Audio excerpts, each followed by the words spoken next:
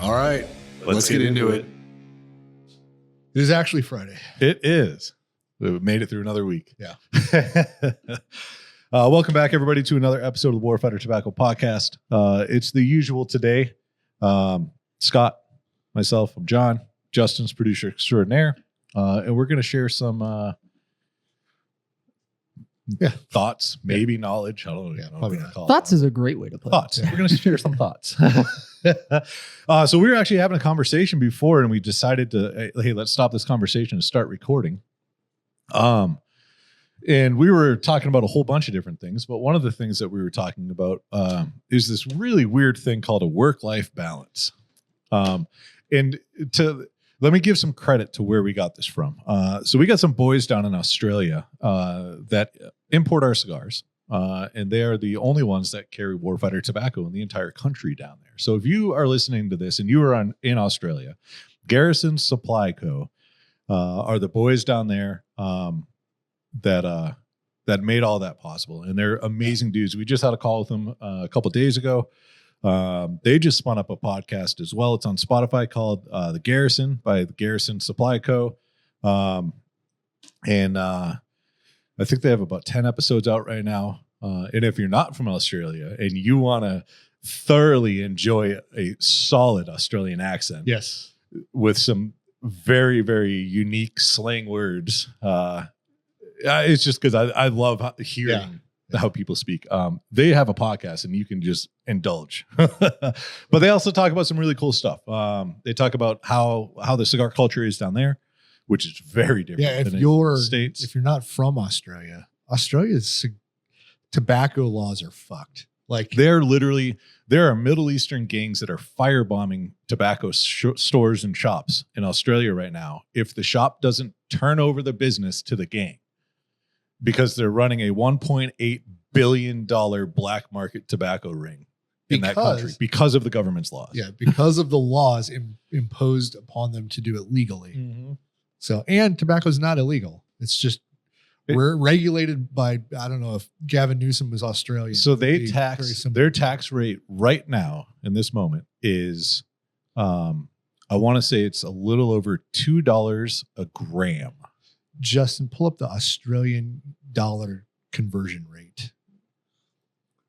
But I think it's a little over $2 a gram. And your average cigar, I think, is about 15 grams, 13 to 15 grams, depending on size. Right. So you're paying $30 in tax. Australian dollars. So, which is $6.1. So put 30 in the Australian dollar. So US dollars, you're paying $20 per cigar in tax. Just to get into the country. In tax. Yeah.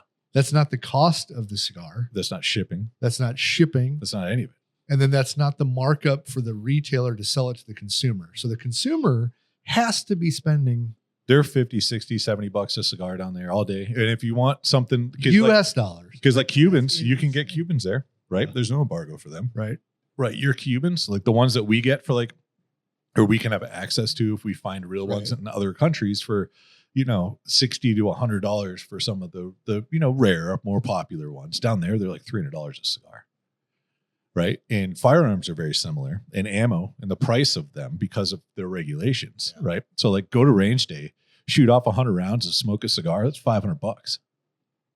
And that's not paying the range fee. That's just ammo in that one cigar. Yeah.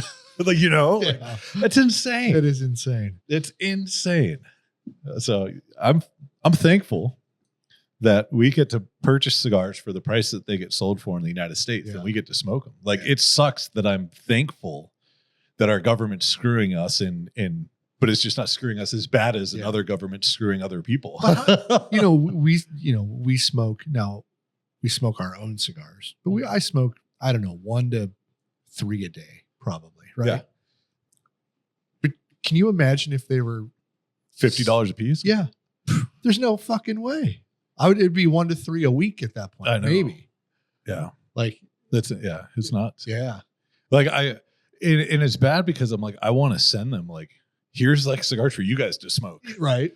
But they still have to pay. Yeah. You know what I mean? Like, here's a free cigar. It's going to cost you $25 to smoke it. Right? It doesn't make no sense. What is happening? Ugh. But anyways, if you're in Australia or around that area, and you want to support the boys down there, go check them out. The Garrison Supply Co. They got that podcast out there too. It's really fun. And if you're supporting us by supporting them, thank you. Thanks for listening. Yeah. Give them a like, give them a shout. They're hilarious. Yeah. They really are. They're good dudes. They need to order a whole lot more cigars for me to justify doing an event in Australia. We're trying. I very much want to do an event. They have some other businesses that they have going on. They have this organic bug spray, which I'm dying to, like, I want a 55-gallon drum of it to put at the Womack Ranch. You know what I mean? Because all the other stuff, it's so bad for you. Like the 100% DEET, the stuff that works great. I'm dying of cancer. I know this. Yeah. Because I douse myself in it. But if that organic stuff, it's called Settlers. And they have it available some places in the world. It's not in the States yet. They're working on it. Hopefully it's coming soon. But once that deal gets done, the boys are coming over across the pond, and we're going to host them here. I've been talking to them. That's about great. However, it doesn't put my ass in Australia. No, which is the whole purpose of what I want to do. Yep. For greedy, selfish reasons, because I want to go to Australia. I do too. Yeah. But I can't do it. Like Australia had to be like 3 weeks. Yeah. Yeah. You know what I mean? No, it's just like that's like I'm going to go to America for the first time. Right? You spend a week in one city? You don't leave 10 square blocks. Like it's just so big. It's so much. Australia's the same. Imagine coming to America and like you stay in New York City. And that's your only experience. Right. You go back to your country and you're like, oh, America's this. Or you go to Las Vegas. Or you get dropped off in like Iowa. Right. You're like in Des Moines. Can you imagine Vegas for a week compared to anywhere else, right? Like Iowa. Yeah. Oh, that'd be funny. Yeah. The perspectives. You know what? There's places in the United States I go to and it's like going to a foreign country. Right. Like today's age is a little different, right? Because like I can see whatever I want to see on a computer. Yes. I can Google whatever it is. Right. I can get, okay, that's what this looks like. But imagine like 50 years ago, when there was like, you looked at a book or a magazine, you know what I mean? And imagine the assholes that are traveling across the country to go to California on horseback and wagon and fighting the Indians on the way. Well, they didn't even know what the fuck. Like they had no idea. The terrain that they had to run across. Yeah. I mean, I feel like I've been to the moon when I went to fucking Moab. Yeah, right. Right. It's like, this is a foreign environment for me. Like I've never been in any atmosphere like this. Yeah. It was just crazy. Yeah. Yeah. No, I couldn't imagine. And especially like the horseback stuff you're talking about, like the gold rush and everybody moving west for land and everything. Like you have no idea what you're walking into. You're like, we're just going to go until we stop. Yeah. Until we find a place we like. But like, okay, so you're like, oh man, this is beautiful. And then Indians come and kill you. But is there more beautiful down there? Like how? Yeah. Right. And then you get to like Arizona and you're like, fuck, turn around. Go north. Yeah. Oh, fuck, mountains. But is there any places on Earth to explore like that anymore? I mean, there has to be, I would say. But so I've always had this thing, and it's kind of interesting. Like when I go on, like up in Colorado when I do hunts, or when we're off-roading or somewhere in the middle of nowhere or something, I always have this thought in my mind, and I'm like, am I the first human that's been here? Has anybody ever stepped where I'm stepping? Michelle and I got in a little bit of a discussion about this in Utah. Yeah. Right? Because we were in Moab and we were up on a higher point where you can see. Yeah. And right. And I'm like, man, I bet nobody in the history of the world has ever been right over there. Right. And she's like, well, of course they have. I'm like, you say that, but why? But if they could climb up and look, why would they go over there and stand on it? Right. You know what I mean? And so I'm with you on this. Like there has to be. I'm with you on this. Like, has a human ever stepped here before? Right. Right where my foot is. Yeah. It doesn't have to be perfect. It could be like a different angle. Yeah. But like this spot, this 1 square foot of earth, has any human ever stepped foot here before? And I don't know. Like I guarantee there's places in Antarctica and shit. But like, we were, Michelle's like, yeah, of course somebody has had to have been there before. Over all of history, right? And she brings up a valid point, right? Like, I don't know, what happened however years ago, right? Yep. but it's still barren. Yeah. There's no tracks that go over there. It would be a pain in my ass to get from where I am to there. Yeah, right. Right? Yeah. What would be the purpose of somebody going there other than to be the first person to go there? Yeah. Or like, you could also look at it as like, okay, if somebody was traveling from here to here and they walked right through where I was. Yeah. It makes sense because we're like next to the river. Mm-hmm. A mile and two that way makes no sense. I know. Yeah. I'd like. So I also feel like the whole I'm going here just to see this and experience it is a very new idea of like, I want to go to the redwood forest just to see the trees. I don't think that's a new idea in the if you look at like the history of the world. I think that's a new idea in the past 50 years. Yes, that's what I'm saying. Or 100 years maybe. But I'd probably 50 because like we have all the like travel has never been easier. If we say you go somewhere and you get sick, but you can find you got to think medical the United States is essentially 250 years old, right? Yeah. Like, not the land and the people, not. Yeah. But us as a country. Right. Us as a country. But we went from horseback yes to where we are now. Yeah. I think that whole time there was a lot of let's go see what's over there. Do you think it was just for pleasure though? Like I just want to put my eyes on it. That's the whole purpose. Maybe. Huh. I think a little bit because I mean, why? Yeah. Like, why are we going to California? Like, if we're the first people to like walk across the country, why are we doing this? So here's Lewis and Clark did it to see what's over there. Here's some examples of areas that humans have not reached yet. And some of them, I mean, it's very obvious. Like the first one, deep sea trenches. Yeah. Okay, cool. Yeah. Mm-hmm. Don't really want to step foot there anyways. Yeah. The last couple people I read about who tried to explore that didn't work out too They became pancakes. Yeah. Unclimbed mountains. Peaks like Gangar Phuensum and Bhutan are considered sacred and have been banned from climbing by local governments. Yeah, but for how long? Making them unreachable. I don't know. If they were banned, then that means somebody's already been up there. That means somebody's already been up there. Remote islands, some small islands in the South Pacific have never been stepped on by humans. I call bullshit. There had to be some asshole on some drunken weekend like, I'm going to step on that fucking island. Well, you got to think in the South Pacific, you're thousands of miles from land. Oh, that might. You know what I mean? And like, if you just see a little dot with like 4 trees on it, why would you stop there? Risk a potential shipwreck in the middle of nowhere. Yeah. You know what I mean? They're like, oh, yep, there's an island. We'll map that. Keep going. Vast jungles and deserts. Totally understand. Yeah. Some jungles are just, they're not penetratable. Right. No, Penetrable? Penetrable. Yeah. I was like, that sounded really weird. I just immediately went to it. That's what she said. I looked at you like you always said. They're just so dense that you just, you can't really go explore. And some of the deserts, like now, John, some of these rainforests that are very hard to explore, you find ancient ruins in the middle of. Yeah, I know. So like, it's hard to say that nobody's ever been there before. Right. Right.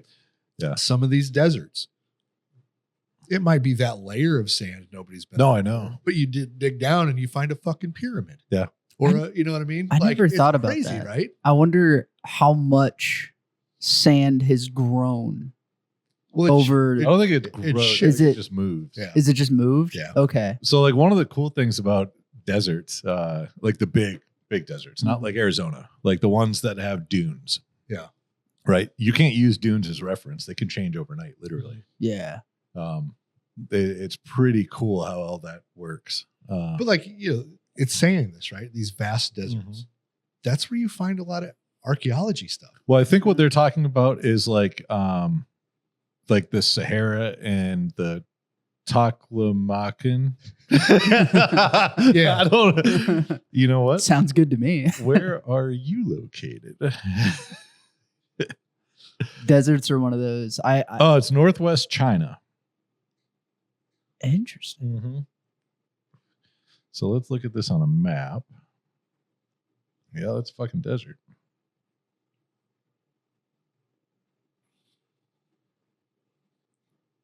But some people are going to say that in the future.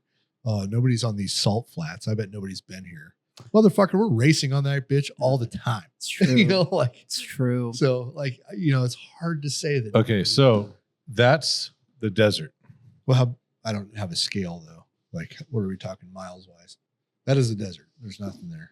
That scale down there is 50 miles. Okay. So there's probably 1,000 miles wide. Yeah. It's a lot of sand. But see now in the side-by-side culture, there would be tracks all over that bitch. So. And then Somebody had to make like a little mobile gas station out there.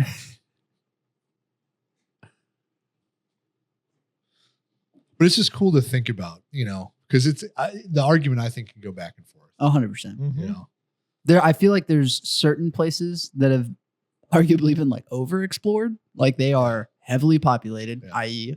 San Antonio, where we live. And then there's areas that like probably haven't seen a human soul in a very, Okay, very so long time. that desert is about the size of Germany, 130,000 square miles. Yeah. Wow. I know, well, I wouldn't say for a fact, but I know that there's parts of Germany that a human foot has probably not been stepped on just because of the terrain, like the getting to it, Yeah. I think the most obvious places are like on weird cliffs and right. shit where you got to risk your life to put your foot on something. But like this desert, there's such nothingness in here, and it's so big. It's 620 miles long and 250 miles wide. Yeah. Like there's got to be spots in there where nobody's ever. Like, why the fuck would you? But then, where was the big tank battle like Rommel, right? That was in the middle of a desert that there's no reason for people to be there unless you're in a giant world war tank battle. You know what I mean? That's true. So it's like, except to say, I'm here. This belongs Yeah. to me now. Right. Like, Right.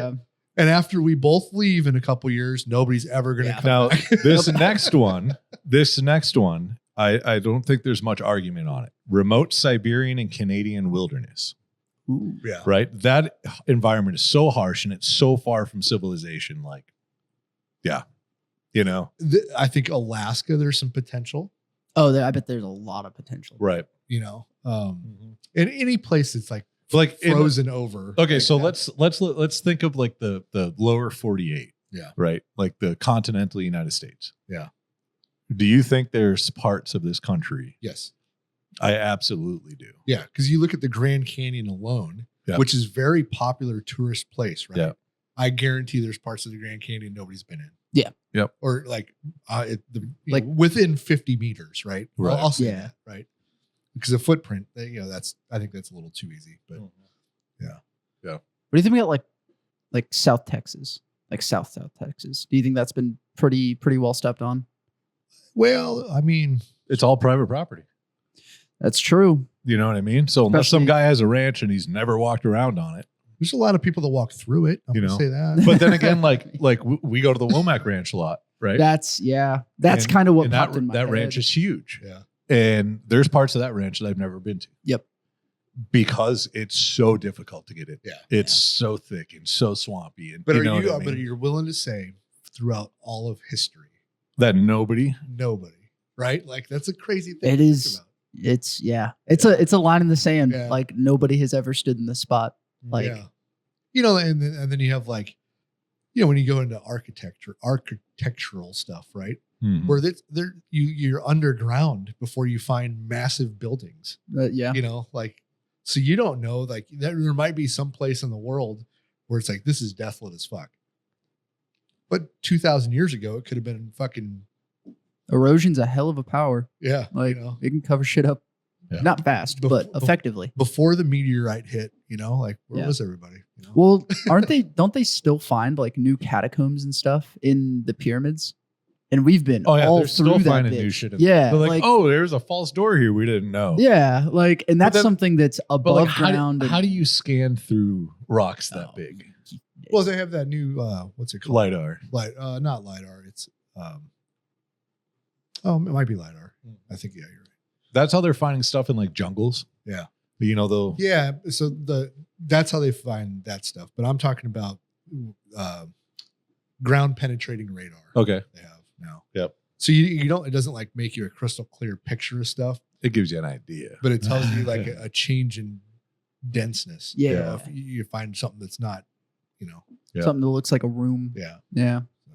I think we talked about that a couple episodes ago. We were talking about some of the stuff when I was up in Michigan scuba diving, and Noah was using sonar and lidar and that kind of stuff to map the Great Lakes, those lake bed. I almost said the sea floor. No,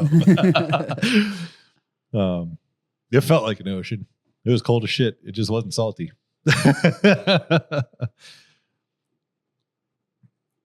But I believe this episode started with y'all talking about work-life balance. Jeez, we got squirreled. I think quick. y'all have some time and grade in that great question. Yeah. I don't know. What's the debate? Is there? I don't think it's a debate. Oh, yeah, I know. But How do y'all go about? Not between us, but like, No. I hear people talking about this all the time, and I chuckle sometimes, and other times I'm pissed. I hear people say, "Oh, you gotta do this, you gotta do that."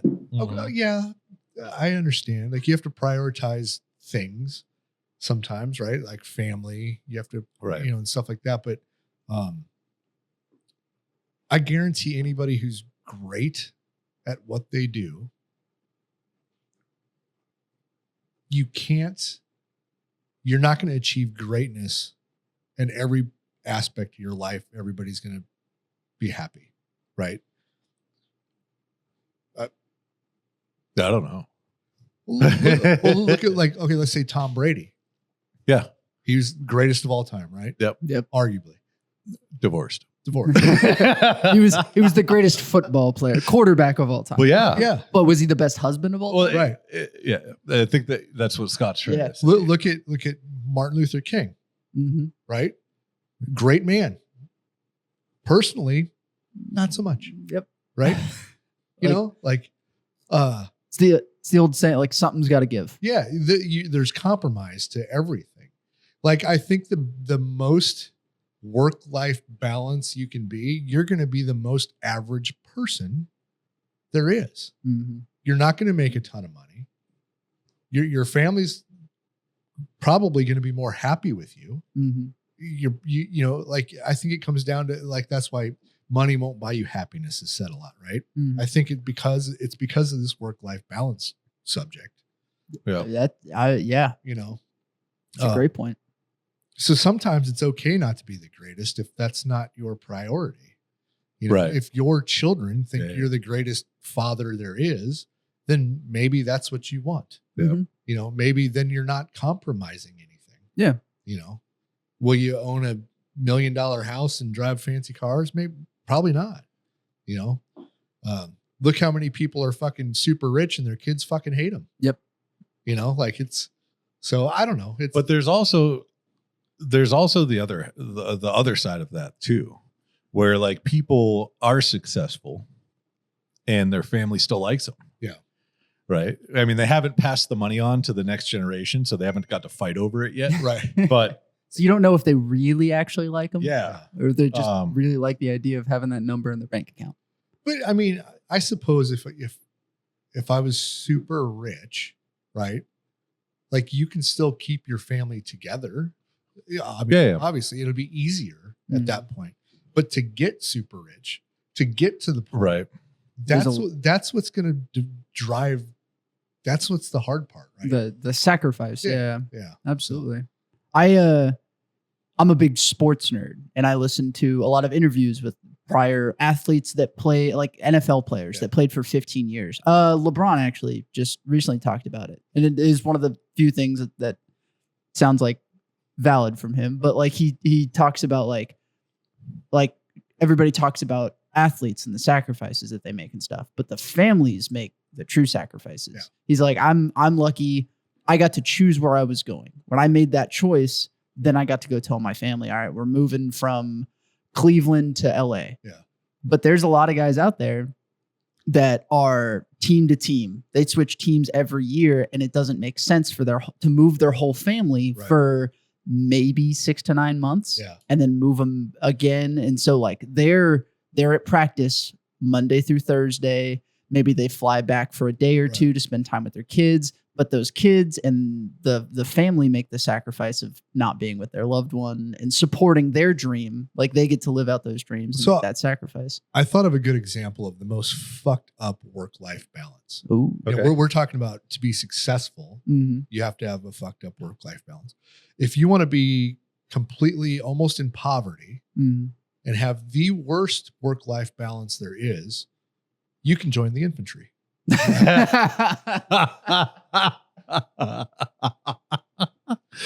Because they fucking own your ass.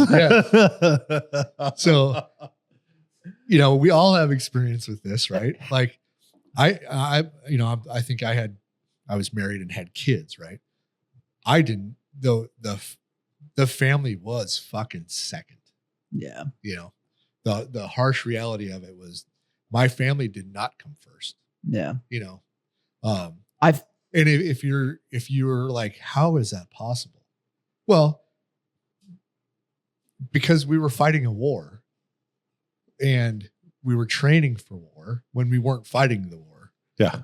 And like literally, I think Michelle did the math on it. In 7 years in the active duty point, we were together for 3 of them. like y'all were in the same area. Yeah, in the same space. Like Wow. physically together. Yeah. Damn. If the rest of that was training, schools, deployments, whatever. Jeez. Yep. That's insane. We spent a lot of time in the back 40. Well, 1/3 of the time At least. for sure. Yeah. So we did cycles. We did the on-call cycle where that was the time we were home, yeah. right? We're on call, ready to go anywhere in the world in 18 hours, right? Mhm. So you can't go anywhere. You have to be home. So we did. We had work days, right? You had a 1 hour recall or 2 hour recall? Yeah, I can't remember what it something was. like that, yeah. Yeah, they called it DRF1. Yep. Division Readiness Force. They had 1, 2, and 3. Yeah. And just We had 3 brigades, so For- they would just rotate us around. for the listeners, that means in 1 to 2 hours, everybody is all in the same place, ready to fucking. Yeah. No, we are on an airplane, wheels up, within 1 to 2 and hours. everything's No, already no, no. packed and loaded. No, not within 1 hour. Oh no, But that's the 1 hour- recall. We're back in the company area. Anywhere in the world in 18 hours. That So, yeah. I just wanted to make Yeah. that clear for But anybody. yeah, we have, and that means like we have all of our rucksacks are staged. Yeah. All of our A bags and B bags are already loaded and prepped at the airfield. All of our equipment is on standby. We have everything in the arms room is ready. I think it was a 50-mile limit. of- That we could leave from the base. Like it was funny because I remember first getting to the unit and I was like, oh yeah, this is fun. Okay, let me go load my bags. Let me go do all this fun stuff, And then we started doing like a couple drills, like recalls, Yeah. and start getting your shit and get in formation. Now get your stuff. Now we're gonna go to the airfield. Now we're gonna do this, and we're gonna go to the motor pool and blah blah blah blah blah. Yeah, so we would And then train it, a little like- bit during that too. But then it would really like sink in of like, holy fuck, there is so much that goes into like logistically Yeah. to get this unit moved Yeah. in this short amount. Like, wow. Yeah. Yeah. Like the railhead's already staged. Like, I mean, everything. It was just like, holy shit. So we would go from that phase to the training phase. Yep. And the whole training phase, I mean, I would say You might get a weekend off. Damn. you were out in the field, you're on ranges, you might get home at fucking midnight to fucking 6 a.m., something, right? You're training. And so we spent all the, Dude, we were in the fucking nonstop. field. It Yeah. was nonstop. Or we were going somewhere else like JRTC or, Fort Knox, West Point. Yeah. We were always doing something. Yep. And then the other phase was like what do they call it? You're the gate guard. Well, you're the tasking. Yeah. So So you're guarding the ammo point. Yeah. You're filling in, helping with the gates. You're picking up trash. You're doing all the bullshit. Your Area we did beautification. funeral details. Yeah. We Yep. did so you're the tasking. It's kind of like the recovery Yep. phase, I guess. Mhm. And then you would just rotate on those constantly. Damn. Yeah, there was zero work-life balance when it came to being in the Army. Fuck no. Yeah. Yeah. Yeah. I feel like also in that situation, even if you wanted to, you can't. Like, even if you wanted to be like, I want to prioritize my family, like you signed that contract. Yeah. You're guaranteed for this. I flight. I pulled up some things and it literally the title of it is how to achieve better work-life balance, right? And the first thing, set clear boundaries. You can't. Yeah.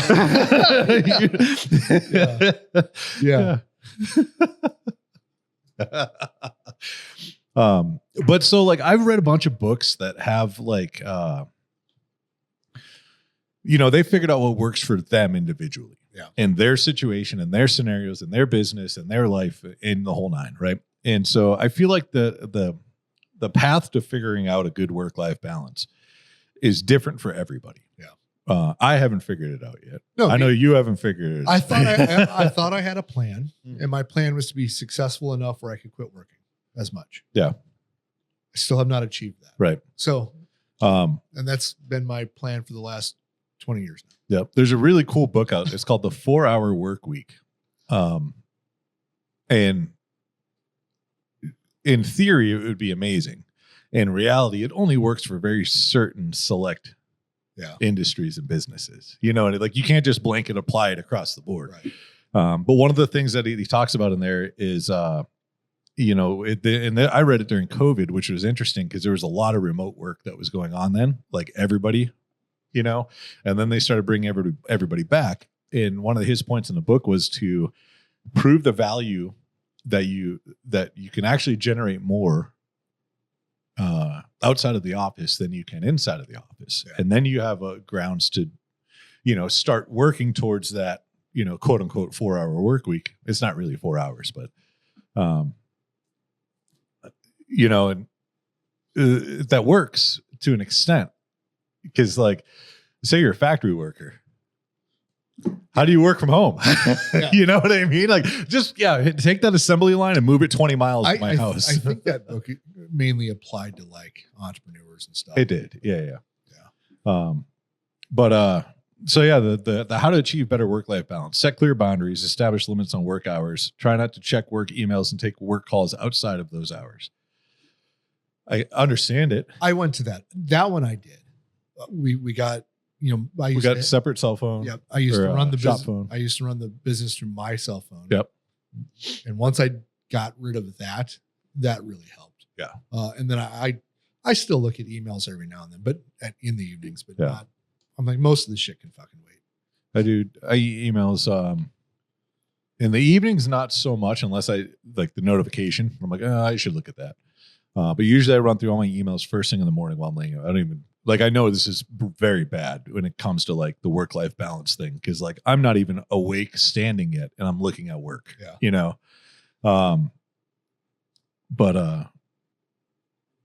but yeah, I mean, it does, the setting clear boundaries does help make the distinction between the work life. Does it turn your brain off? Not really. That's like the hardest part about all of this. Prioritizing self-care, make time for hobbies, exercises, relaxation, decompression, and take care of your mental and physical health. We actually worked out this morning. We did. That was the first time since we moved into this building. But a couple of days ago, Scott, you and I were talking about a friend of mine, Joey Hahn, with the GBRS group. They're a training company based out of Virginia. Joey is one of those high-speed Navy SEAL type dudes. Right. And they do some baller training there. And you can tell this by looking at him because his hair is wonderful. Oh, it's fucking beautiful. It does have Oh my hair. God, it's beautiful. It really is. And in the water. Oh, yeah. Anyways, quite the merman. Sorry, I got a little. It's like I know you can kill me 15 different ways, but I kind of want to find out. The prioritized self-care. So one of the things I've had a lot of conversations with him about, like why they do some of the training that they do, and because it's not like the typical things you think of, right? Like one of the things they do every day for part of their physical fitness side of things is they do a 20-minute recovery walk. They just walk around for 20 minutes, but it helps, their body recover. Now, before you get too deep into this, I want to compare who we're talking about here. So Joey's a specimen of a human being and I'm a fucking fat slob. No, but let's just take the organizations that they work with. Oh yeah. So you have like the DevGru guys and you have, any tier one operator, tier one people. Mm-hmm. Then you have, the tier two, like the regular SEALs. And then you have, you have tier two would be like SEALs, Special Forces, Rangers, MARSOC. Yeah. And then you have like the infantry guys and then regular army. Mm-hmm. Right. regular Army, regular military, they don't give a fuck about PT. They don't care. Pass this PT test, right? That's all we ask. However you can do it. If we ask that, please pass this. Yeah. Then you have the infantry. They're like, you're going to fucking pass. This is the minimum, but you have to pass here. Yeah. And we're going to put so much thought into PT that you're going to do everything all the time or else. Yep. Right. That's the mentality. Mm-hmm. All the PT all the time or else. Yeah. Or we're going to make you do more of it. Yeah. Yep. Right. Then you have, once you get above that, then you have the tier 2 guys. And then it's kind of like, hey, it's on you to be physically fit. no, they still, depending on the units, Right. Some units still do organized PT, but they might be at like a squad level. Right. Yeah.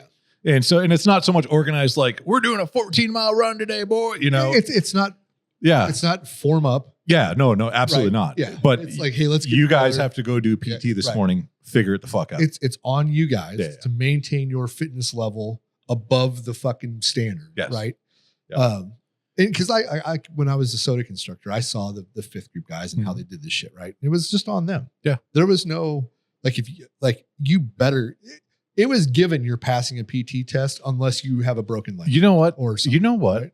Next time I'm face to face with somebody that was or even still is operating on that level, Right. I have one question.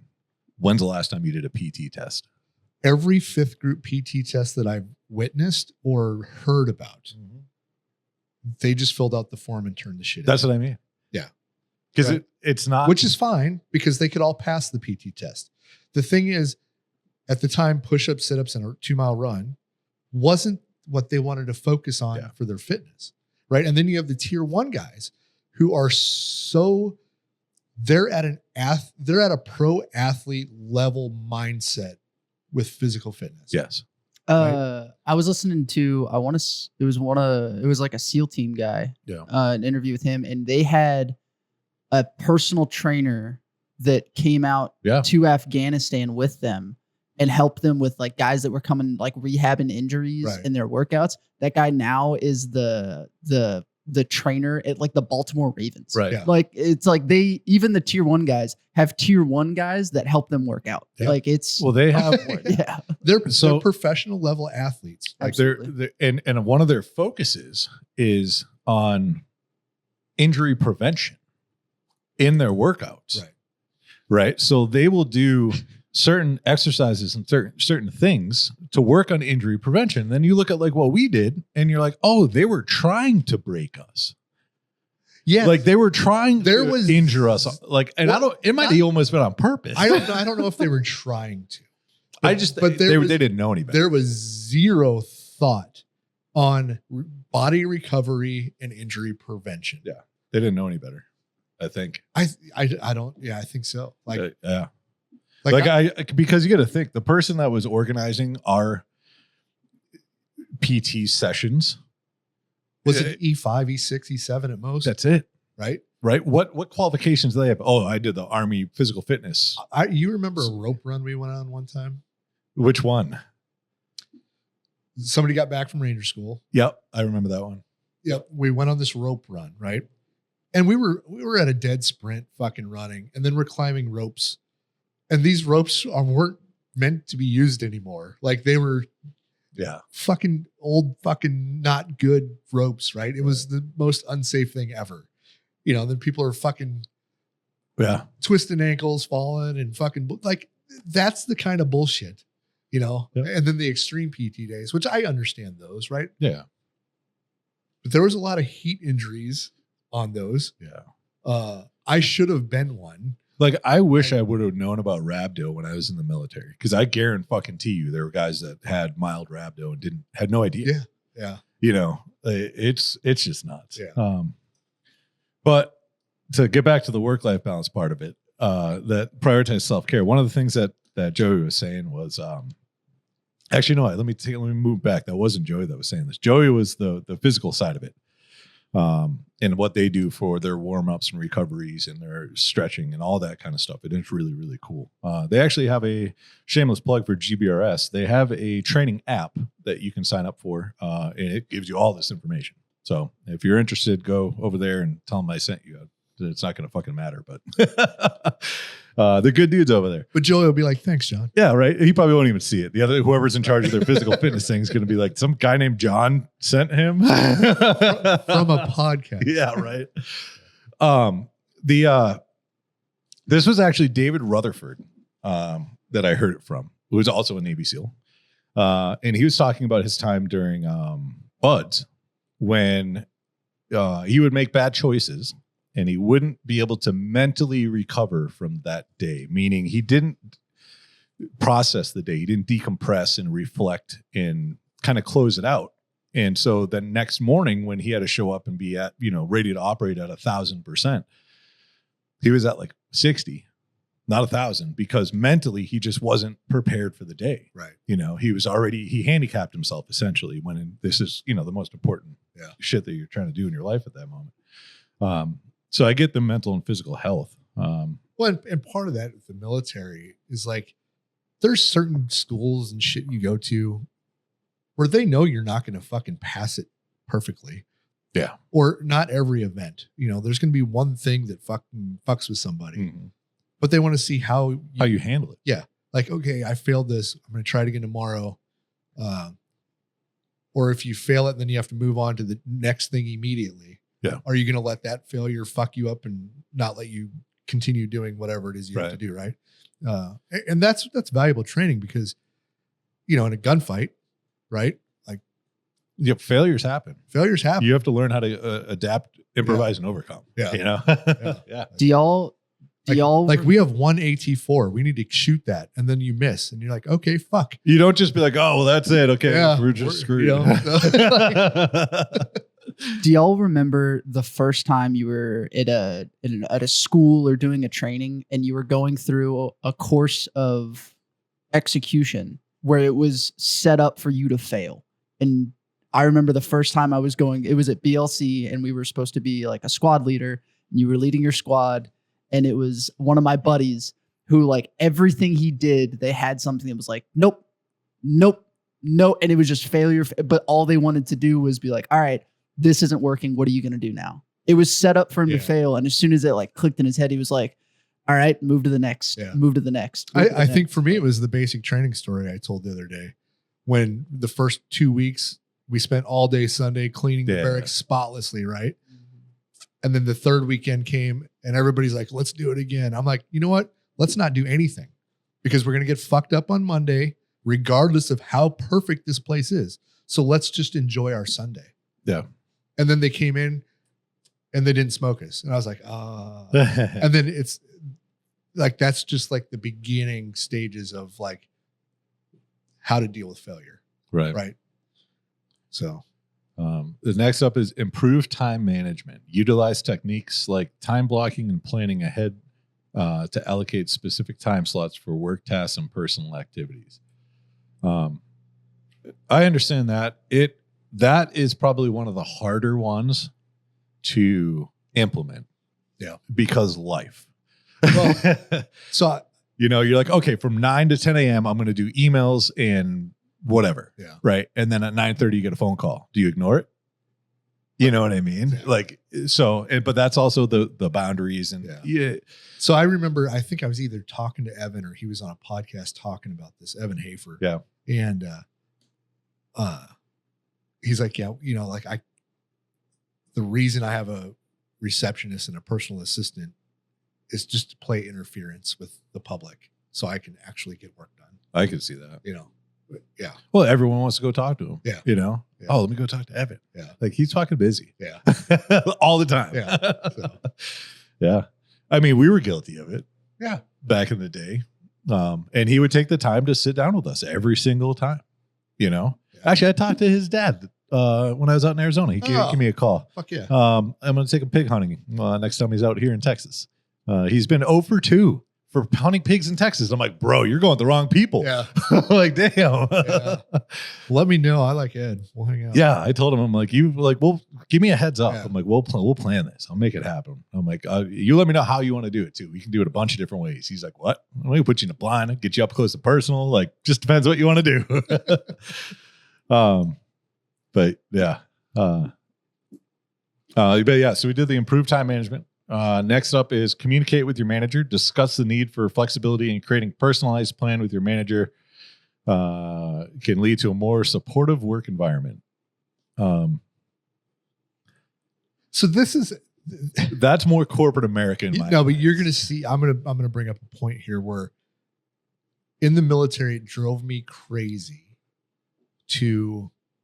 There's a lot of nothing to do, and we're gonna get it all done. Hurry up and wait. Yeah, Yep. right. Like Justin, when you say, "Hey, is it okay if I go do this?" Very, very rarely will I be like, "Oh no." And if you do, it's because you're like, we have this to do. Yeah, I'm they're- like, oh, okay, gotcha. It's Like, rare. Dave's laughing over here because literally right before we started recording, Dave walked up to me. He didn't ask. Yeah. So I think he's past that point, and he's like, "Hey, I'm going to go to Costco while you guys do this." And I'm like, "Cool." Yeah. You know.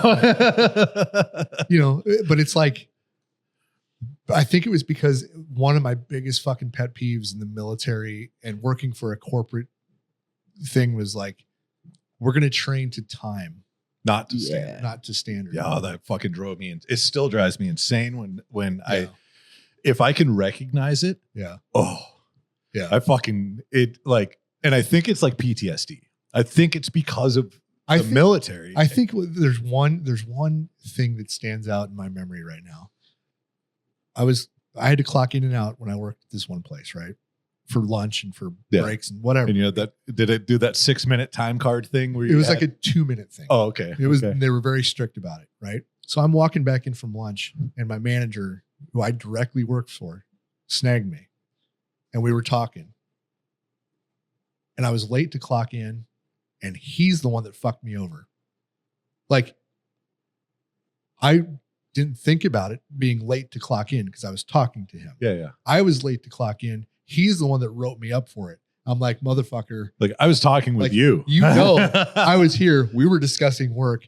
You prevented me from fucking getting to the time clock to like clock the fuck in. Like, you know what I mean? he Like, Yeah. wrote you up for doing what he wanted but he you had do. to. Like, It was corporate. yeah, Like, that's true. hey, he clocked in late from lunch.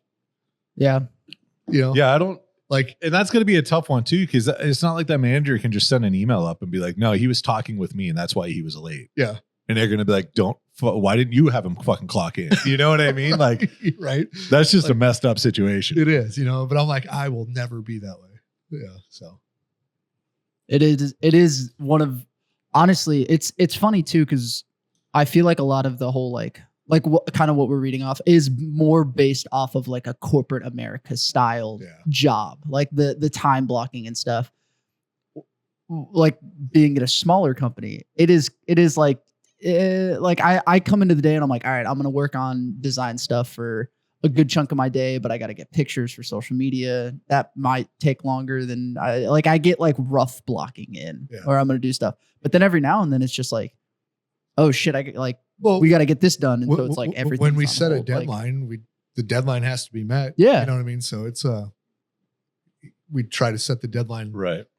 soon enough where it's not like in 3 hours we have to have this 10-hour project done. yeah, So I feel like flexibility is key in any job.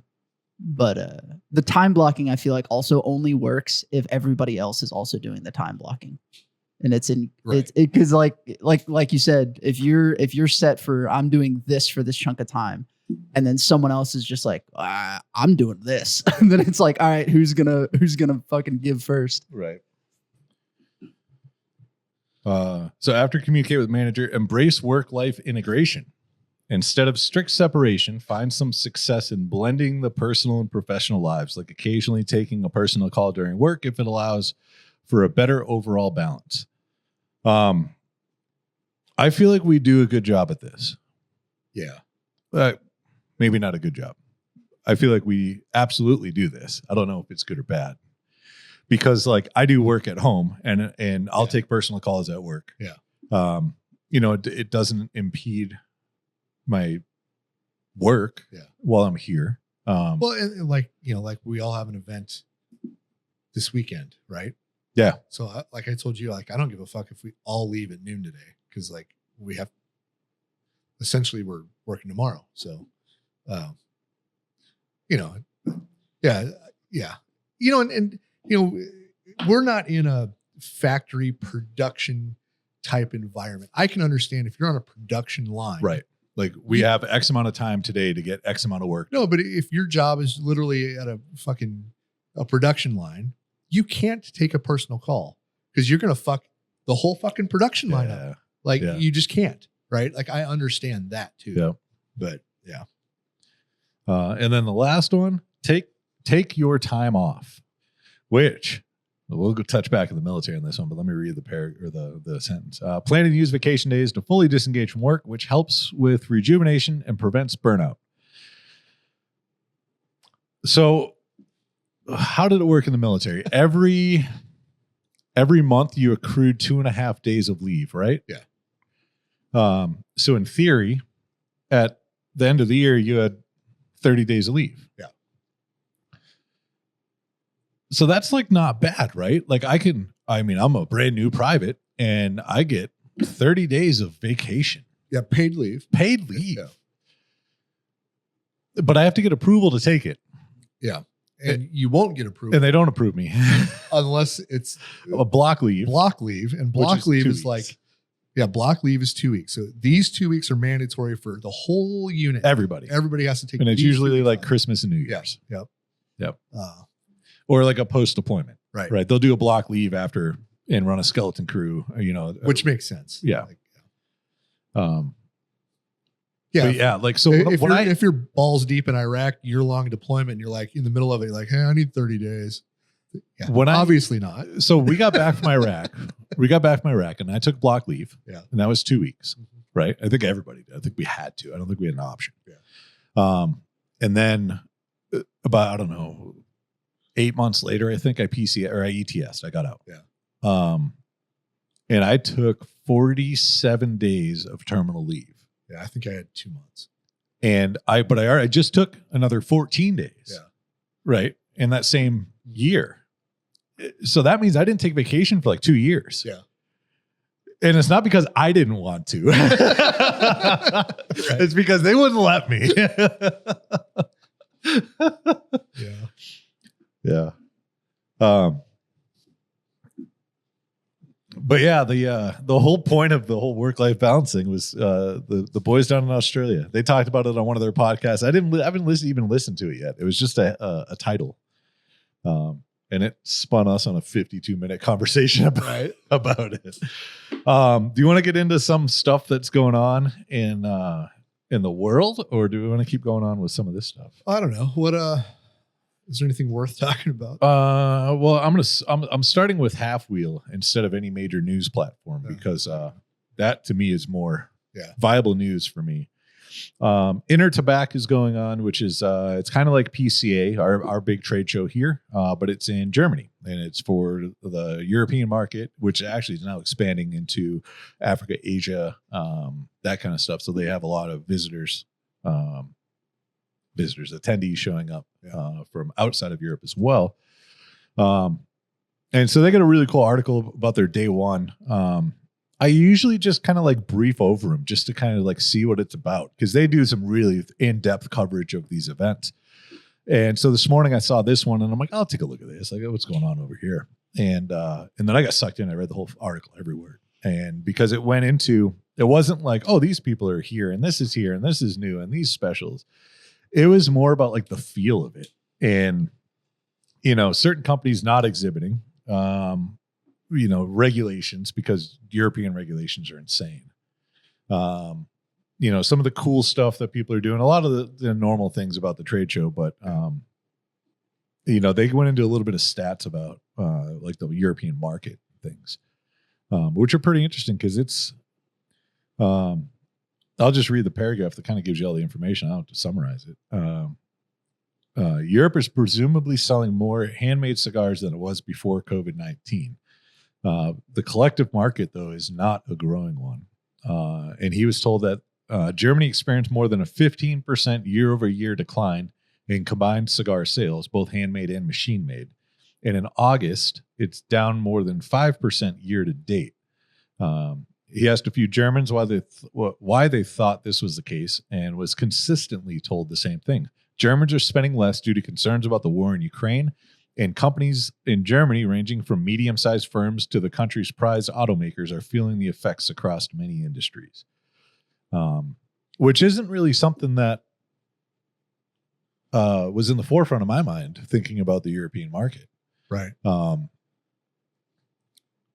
It ultimately a war is never good for economy unless you're supplying it. Yeah. But I didn't think that it was. I mean, now that I actually think about it, it makes all the sense. But I never put two and two together with it. That how it affects the economies in Europe. Especially recently with incursions into Poland and NATO activating more and more people to put on the border of the European Union.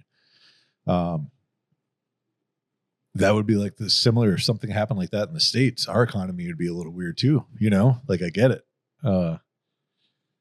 But yeah, so that's going on right now, actually. It's kind of a different feel over there. From what I've read, I've never been. Right. I think it'd be cool to go. There's no real reason. Yeah. Well, like, you were hinting at, like, a lot of the tobacco regulations in Europe are, well, kind of all over the world. They're very stringent on tobacco, anything. Well, and I think it has a lot to do with the reason it was here too, until we defined what a cigar was and how it was. And that's what a lot of these other countries are saying, like, hey, you guys kind of figured it out. We got to follow, your because, I think a lot of it stems from the vape, and the health stuff that way. And cigarettes, obviously. Right. But when cigars are lumped in those categories with those items, even though it's a different product, it gets regulated the same as the harmful products. So, so I can see, like Belgium is pushing to ban smoking, like fucking pretty much everywhere, like anywhere that you could smoke to, including like terraces. Yeah. Like, oh, you're outside. Right. But that goes into effect January 1st, 2027. Which, if you're talking about cigarettes, I kind of get it. This is smoking in general. Yeah. Period, across the board. But I think that's the problem. No, the United States has done something similar. It's just not worded the same, right? We did the U.S. did what they call the Clean Air Act. Yeah. And I think it's 15 or 25 feet from an entrance to a building or a business. You can't smoke. You can't, or something. It's weird. You can't smoke in NASA's control center anymore, like you did when we went on the moon, right? Yeah. Like, everybody had an ashtray and were smoking. Everybody. You know how many spit bottles wound up in there after that? Because there's no way those dudes aren't using nicotine. They used to smoke on airplanes. Everybody used to smoke everywhere, right? Now. And I'm not saying that was a good thing.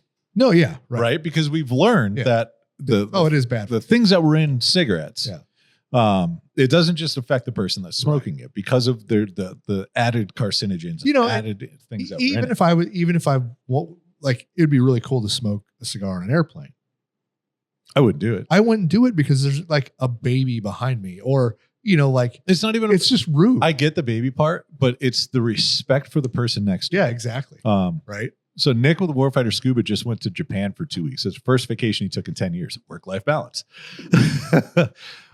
Actually, I'm pretty sure it was his wife, Dawn, that was just like, okay, listen, you're taking me somewhere, or, Now, I also feel like Nick partially lives on a vacation.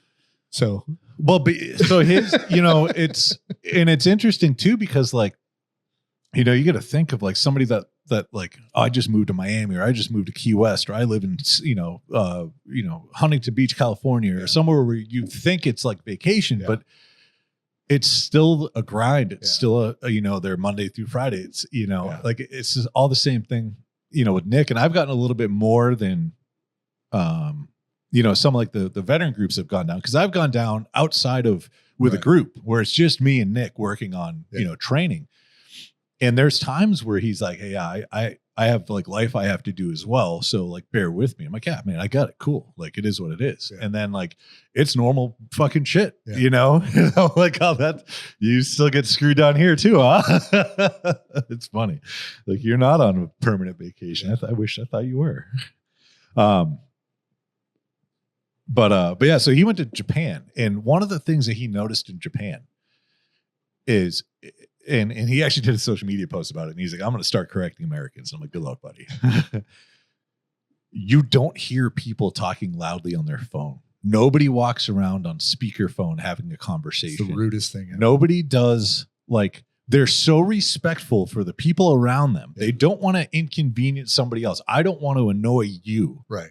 Right. I don't want to take away from your experience of whatever you're doing in life because I'm just inconsiderate. Yeah. You know, and then you get back into the, like, I couldn't imagine Well, I think experiencing that for 2 solid weeks, 24/7, and then having a layover in like Miami on the way home or LAX. Right. Because actually he probably flew through LAX.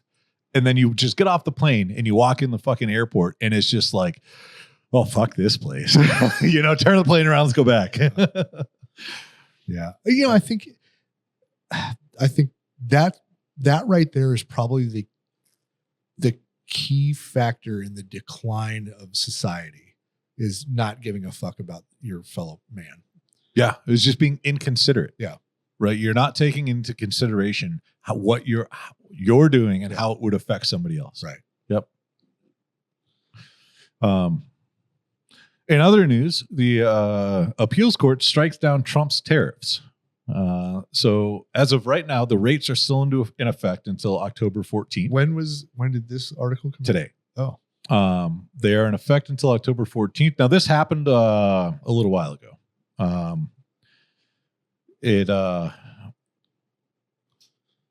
So I imagine this will go to the higher. So the U.S. Court of Appeals for the Federal Circuit ruled 7-4 with one judge not participating against the administration's use of the International Economic Emergency Powers Act to enact the tariffs on goods from nearly 100 countries. However, the court will allow the tariffs to stay in effect until October 14th, giving the Trump administration time to appeal the decision. Well, they did. And the Supreme Court has it slated to be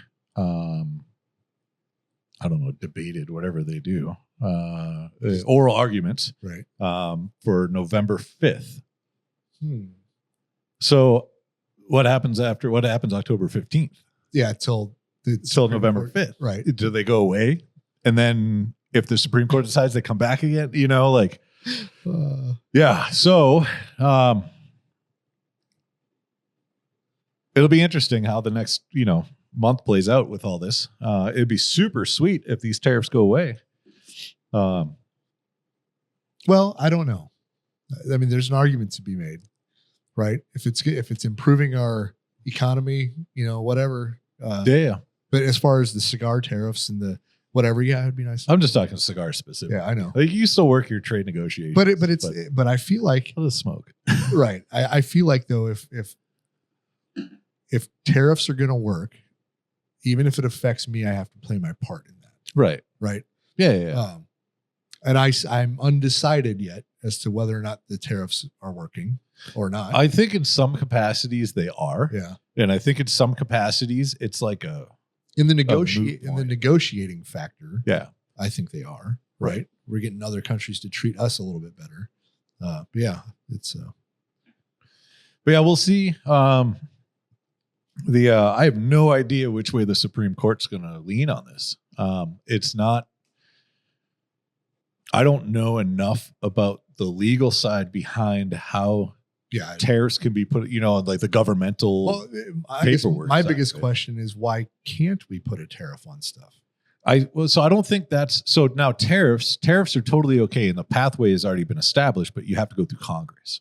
Oh, okay. Congress is the ones who impose tariffs on other countries. They vote on it. Everybody's like, yeah, fuck those guys. Okay, well, if that's the way we have to do it, that's the way we have to do it. So, but that's why they were doing this underneath that International Economic Emergency Powers Act. Right. Because that, kind of gave them the leeway to be able to do it. But I guess not really. Or some people think so. We'll see. We'll see. Yeah. So we'll see what the Supreme Court says on November 5th. Because I know, like whichever way this goes, I feel like the Supreme Court's a pretty, even keel. Like it's the Supreme Court. They're the ones that need to. Right. Like this isn't. and the best part about this is some people do try to play politics into the conversation. Yeah. But I don't know how the Supreme Court can add politics into this based on like the lawsuits that were brought up. The reasoning why it got to this level in courts has nothing to do with politics. Well, the reason that I think the Supreme Court, you have to ultimately trust them, right? Like there's some crazies in the Supreme Court probably. Yeah. But you can't, the justices can't argue based on emotion without pointing to the law, which is logic. It's not just like, oh, I feel this way because this is how I think. Right. It's like you have to back it up with something. You have to back it up with something. And so I feel like it's a valid argument. Yeah. So no, it'll be very interesting. But yeah, so like April 2nd, the tariffs were announced, right? And in Nicaragua, because that's where our factory is, it was 19%. And then April 9th, 7 days later, it got bumped down to 10%. And then April 11th, 2 days later, the tariffs were adjusted again. Not across the board, but a lot. In Nicaragua stayed at 10%. And then in July, they announced, and then it went to 18%. Right.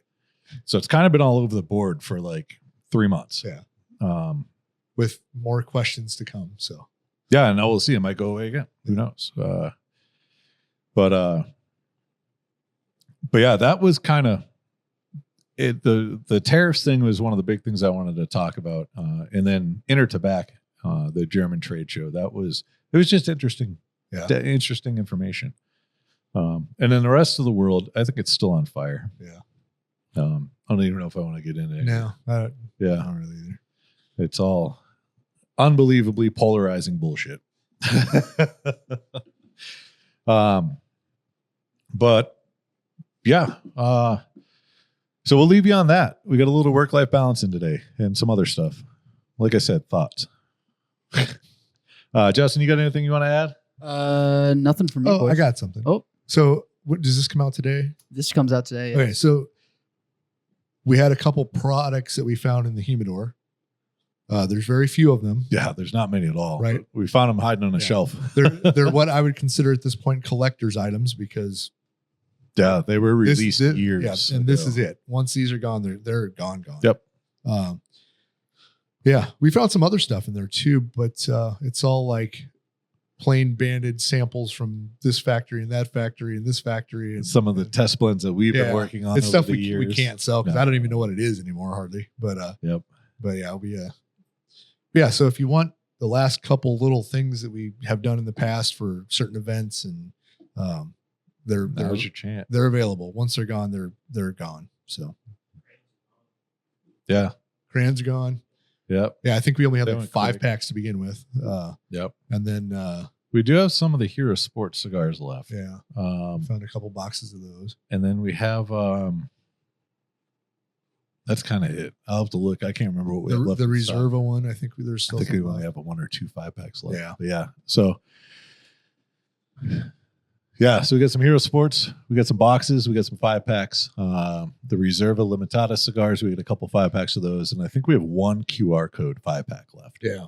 And those were cigars that we did for an event, and we just happened. That was the QR code one is kind of funny because that was during COVID. Yes, it was it when was- everything was locked down, and they did a virtual event. Yeah. So we did a virtual cigar band.